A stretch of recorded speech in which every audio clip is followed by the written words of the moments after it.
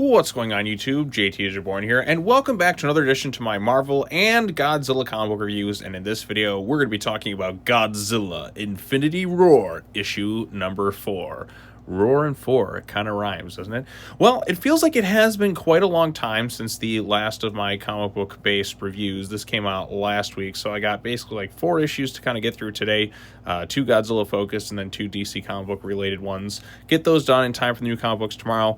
And then I also got to catch up on the posting the last Monarch video, which I should have had out like last week, but I just didn't have it in me.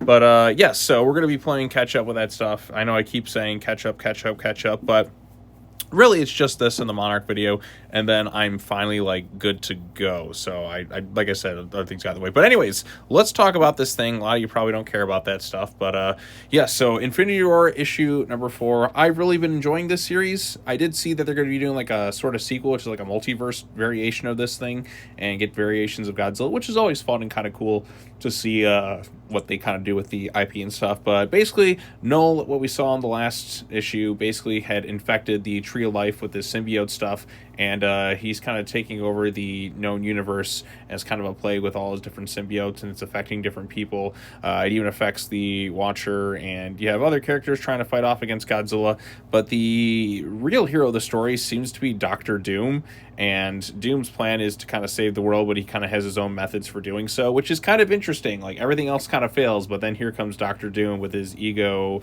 and just kind of like that's kind of the fun aspect of it all. Like, the savior seems to be like in an unexpected kind of place with it all. But yeah, Godzilla's been flying through the cosmos, facing off against, you know, the Watcher, members of the X-Men, fighting on different planets in that too. Like, there's some characters I'm not really familiar with. Like, there's this weird alien like thing right here I've never really seen before, but he fights Godzilla and all that. That's kind of cool, and you get some really great visuals and imagery of Godzilla on different planets. Like, this is stuff you don't really get to see in live action, but because it's a comic book, and you know, Godzilla's traveling through the cosmos, and you get to see him kind of swimming through space and doing all sorts of unique things that we haven't really seen Godzilla do before. And I like it. It's definitely a lot of fun, really creative action, and I mean, they've just made Godzilla so ridiculously OP to the point where he's just seemingly unstoppable.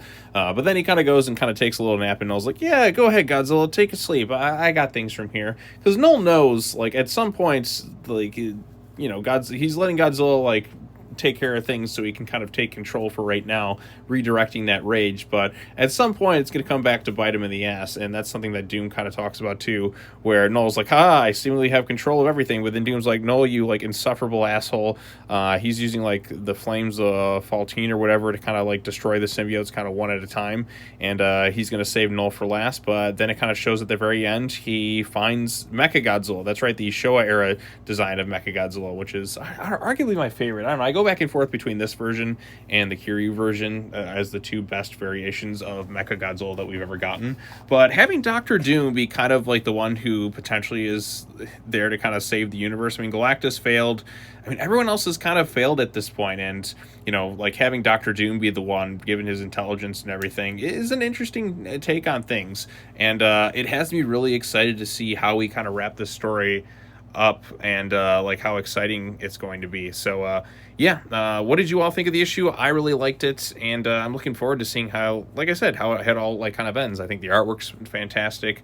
I think some of the imagery of Godzilla in space, different planets, fighting different things, and just giving me unique, interesting new stuff to do with the character. And I think that's what's so great about Godzilla, is he's so adaptable, and you can kind of get him to mold and fit so many different types of storylines. I mean, outside of maybe like Batman, are there any other characters you've seen just all these different variations over the years? It's kind of incredible, and it's endearing too, like, to be a longtime fan and just to still be like surprised and seeing Godzilla do new things all these years later. I think that's fantastic. But anyways, what did you think of the issue? Let me know your thoughts in the comment section down below. Be sure to like this video, share it with your friends, subscribe to the YouTube channel for more content, hit the bell for notifications, all that other fun stuff, and as always, take care now. Bye bye then, and I will see you all in the next video. Peace out.